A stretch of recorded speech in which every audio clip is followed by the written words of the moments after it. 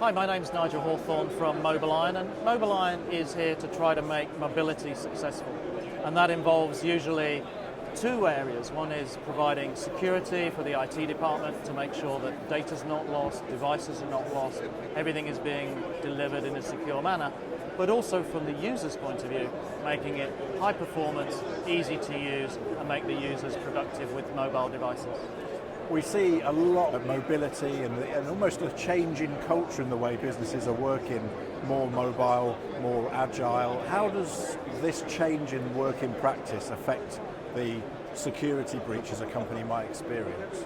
I think the big thing that people are struggling with is the fact that your mobile device is seen as your own, even if it belongs to the company. And so it really is a device that is used both for your own personal use and your business use. And so it's companies like MobileIron that's here to try to make sure that we can achieve both aims easily and simply, but not have corporate data shared outside the corporate container, for example. So there's no data loss between the corporate applications and the consumer applications, and that's tough to achieve.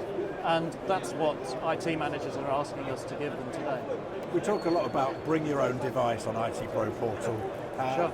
How should businesses be worried about this? Should they be scared about this use of employees' own mobile devices within their infrastructure? I don't think companies should be scared, but they certainly need to plan and they need to look at what this might mean for their organisation. But I'll step back a bit and say that bring your own device isn't the only way to deliver mobility, and many of our customers, the devices are still owned by the organisation. But bring your own device is definitely growing, and I think it does provide a great element of flexibility for both the employee and the employer. But to make sure that it's successful, the IT management team needs to sit down with the other stakeholders, and that involves not only the users, but people like human resources, finance, maybe the business owner, the senior management in lines of business, to make sure that they're delivering the users what they need in a secure manner. Would it be your recommendation to business then that actually it's devices owned by the organisation that are the more secure option? That's a great question. I think honestly, I'd say that the ownership of the device isn't really the key thing.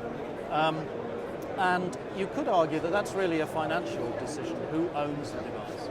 It's more around how is it being used, is it being implemented and managed, and are policies appropriate for the organisation. And the ownership issue may well sometimes be clouding what is more interesting to me, which is, are the employees getting access to the content they want, the applications that they want, in a way that's appropriate for them as employees of the organisation they work for.